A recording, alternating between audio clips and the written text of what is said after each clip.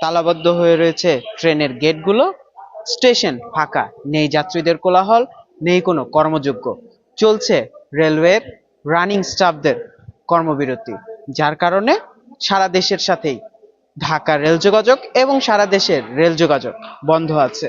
যাত্রীরা সকাল থেকে এখানে ট্রেনের টিকিট কেটে উপস্থিত থাকলেও, যথাসময়ে এসে উপস্থিত হলেও কেউই পৌঁছাতে পারেননি গন্তব্যে। এখন স্টেশন একেবারেই ফাঁকা। আপনাদের যদি আমি একটু দেখাই স্টেশনে, এটি ঢাকার কমলাপুর স্টেশন, যে জায়গাটি একেবারেই ফাঁকা, এরকম দৃশ্য কিন্তু সাধারণত দেখা যায় না। এই বাংলাদেশের সব থেকে বড় স্টেশন ঢাকার কমলাপুর স্টেশন, এখানে সর্বদাই রাত দিন থাকে কর্মযোগ্য, থাকে যাত্রীদের কোলাহল। এই মুহূর্তে কিন্তু একেবারে বিপরীত দৃশ্য, নেই কোনো যাত্রী, নেই কোনো রেলওয়ের স্টাফদের কোলাহল, শুধু লাইনে কাজ করছে কিছু কর্মচারী, আর আমরা গণমাধ্যম কর্মীরা এখানে আছি আপনাদের সাথে দেখাতে। দীর্ঘদিন ধরে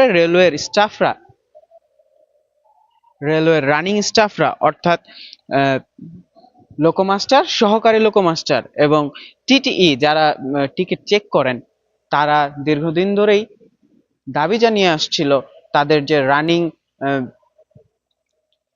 ভাতা আছে, সেই ভাতার মূল বেতনের সাথে যুক্ত করে তাদের অবসরোত্তর ভাতা যেটি, সেটি যেন নির্ধারণ করা হয়। কিন্তু সেই দাবি মানেনি সরকার, তৎকালীন সরকার। এরপর তারা লাগাতার আন্দোলন করে আসছিল এবং ঘোষণা দিয়েছিল যদি 27 তারিখের মধ্যে তাদের দাবি পূরণ না হয়, তাহলে তারা 28 তারিখ থেকে কর্মবিরতিতে যাবে এবং সারা দেশের রেল যোগাযোগ বন্ধ থাকবে। এখন কিন্তু আমরা সেটিই দেখছি, সারা তারা বিরতি পালন করছে এবং সারা দেশে রেল যোগাযোগ একেবারেই বন্ধ আছে।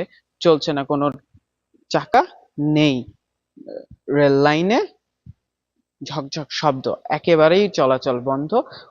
যাত্রীরা সকাল থেকে এখানে অপেক্ষা করে বের হয়ে গেছেন স্টেশন থেকে, বিকল্প পদ্ধতিতে গন্তব্যস্থলে পৌঁছানোর চেষ্টা করছেন।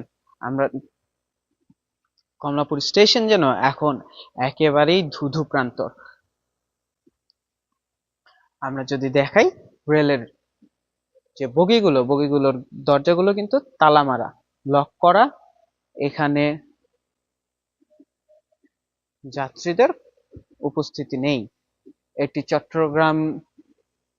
চট্টগ্রামগামী তুর্না এক্সপ্রেস এবং মহানগর প্রভাতী এক্সপ্রেস, অর্থাৎ এই ট্রেনটি দুটি নামে চলে। এ পাশে কিন্তু চট্টগ্রামগামী আরেকটি ট্রেন, যেটি সোনার বাংলা এক্সপ্রেস, সেটিও এখানে বসে আছে। চলছে না, ঘুরছে না রেলের চাকা। যাত্রী কিছুক্ষণ আগে রেল উপদেষ্টা এখানে এসেছিলেন, তিনি জানিয়েছিলেন তিনি এই রানিং কর্মচারীদের সাথে কথা বলেছেন এবং আশা করেছেন তারা যে তাদের এই কর্মবিরতি তুলে নেবে। কিন্তু সেটি এখনো হয়নি, এ বিষয়ে এখনো কোনো সিদ্ধান্ত আসেনি।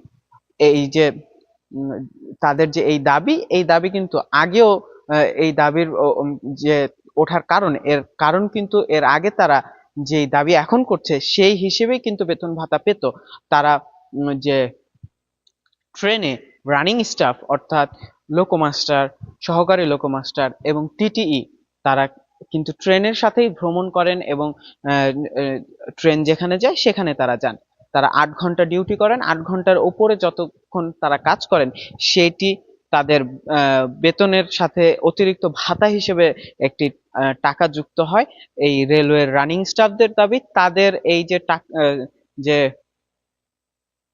টাকাটি তারা পায় ভাতার অতিরিক্ত কাজ করার জন্য, যে টাকাটি তারা পায় সেটি তাদের মূল বেতনের সাথে যুক্ত করে অবসরোত্তর ভাতা সেটি নির্ধারণ করতে হবে।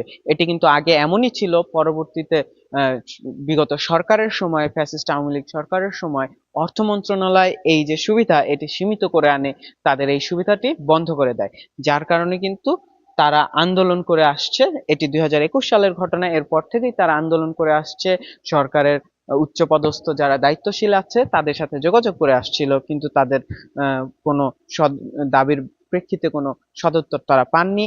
এখন কিন্তু তার প্রেক্ষিতেই আন্দোলন চলমান।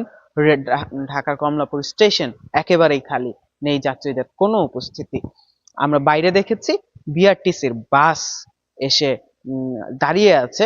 সেই বাসের মাধ্যমে যারা স্টেশনে আসছেন এবং ফিরে যাচ্ছেন কর্মস্থলে তাদের গন্তব্যস্থলে পৌঁছাতে পারছেন না, তাদের এই বাসের মাধ্যমে তাদের গন্তব্যস্থলে পৌঁছে দেওয়ার ব্যবস্থা করেছে সরকার।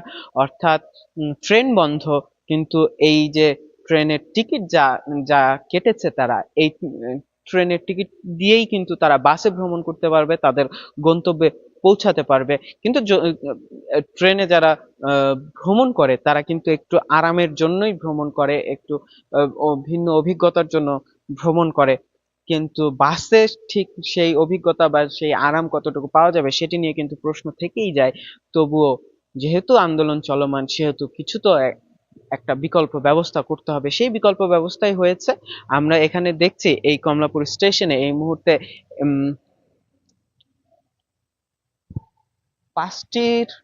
পাঁচটির মতো ট্রেন দাঁড়িয়ে আছে, যেগুলো অর্থাৎ প্রত্যেকটি প্ল্যাটফর্মে কিন্তু ট্রেন দাঁড়িয়ে আছে।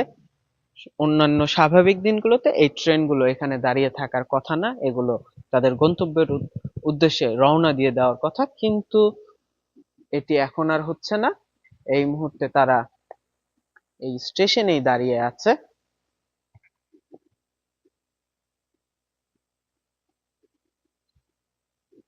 যেমনটা বলছিলাম, এখন কিন্তু দেখছেন যে কমলাপুর স্টেশন পুরোটাই একেবারে যেন ধুধু প্রান্তর।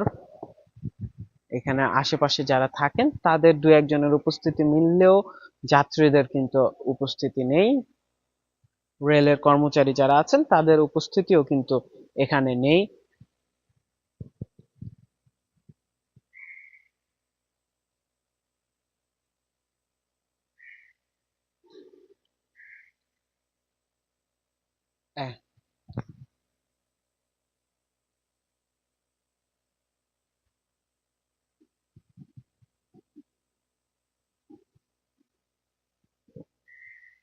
এই আন্দোলনরত কর্মচারীদের সাথে কথা বলবেন সরকার উচ্চপদস্থ কর্মকর্তারা।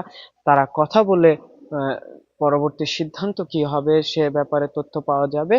এই ছিল আমার কাছে কমলাপুর স্টেশন থেকে ট্রেন চলাচল বন্ধের সর্বশেষ। মোটা দাগে যদি শেষ করার আগে জানিয়ে রাখি, রেলের রানিং স্টাফরা কর্মবিরতি পালন করছেন, যার কারণে ঢাকা সহ সারা দেশেই ট্রেন চলাচল বন্ধ।